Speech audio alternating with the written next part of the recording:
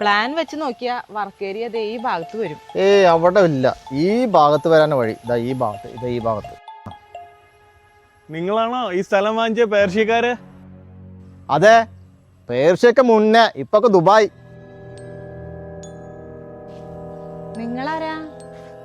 ഞാനിവിടെയൊക്കെ തന്നെയുള്ള ആളാണ്. ഓ, പണ്ടെന്ന് വെച്ചാൽ വളരെ പണ്ട് ഈ മന ഉണ്ടായിരുന്ന സ്ഥലവും ഈ കാണുന്ന ചുറ്റുമുള്ള സ്ഥലങ്ങളും എല്ലാം മനവകയായിരുന്നു, ഞങ്ങളുടെ മനവക. പക്ഷെ അതിങ്ങനെ കൈമാറി ഇപ്പൊ നിങ്ങളുടെ കയ്യിലായി. അതെയോ?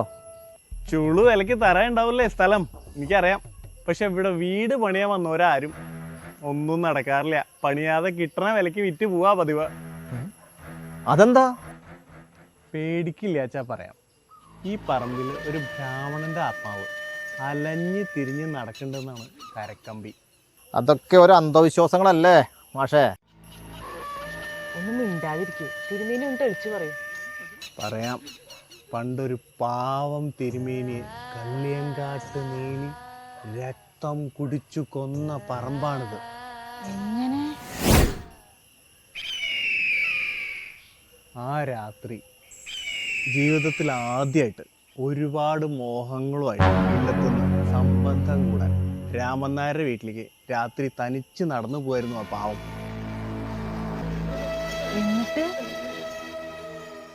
എന്നിട്ടെന്താ, വഴിയിൽ വെച്ച് രാമൻ നായരുടെ ഭാര്യയെക്കാട്ടിലും സൗന്ദര്യമുള്ള ഒരു സ്ത്രീയെ കണ്ടപ്പോൾ ഒരു അബദ്ധം. എന്നിട്ട് രാവിലെ നോക്കിയപ്പോൾ ദേഹത്തൊരു തുള്ളി ചോരയില്ല. അങ്ങനെ ജീവിതത്തിൽ ഒരു പ്രാവശ്യം പോലും സംബന്ധത്തിന് പോവാൻ കഴിയാത്ത ബ്രാഹ്മണൻ ഈ പറമ്പിൽ മോക്ഷം കിട്ടാതെ അലഞ്ഞ് തിരിഞ്ഞ് നടക്കുക. ആ മരിച്ച തിരുമേനിയുടെ പേരെന്താ? പരമേശ്വരൻ നമ്പൂതിരി. അപ്പൊ നിങ്ങളുടെ പേരെന്താ? അതല്ലടോ പറഞ്ഞത്, പരമേശ്വരൻ നമ്പൂതിരി. പേടിപ്പിക്കല്ലേ തിരുമേനി. ഇതൊക്കെ നിങ്ങൾക്ക് എങ്ങനെ അറിയാം? നമുക്ക് ഈ ലോകത്ത് പറഞ്ഞാൽ മനസ്സിലാത്ത ഒരുപാട് കാര്യങ്ങളുണ്ട്. ജീവിച്ചിരിക്കുമ്പോൾ നമുക്ക് അതൊന്നും മനസ്സിലാവില്ല. എനിക്ക് എന്നെ ഇതൊക്കെ മനസ്സിലായത് മരണത്തിന് ശേഷമാണ്. ആരുടെ മരണത്തിന് ശേഷം? എന്റെ മരണത്തിന് ശേഷം. അല്ലാതെ ആരുടെയാ?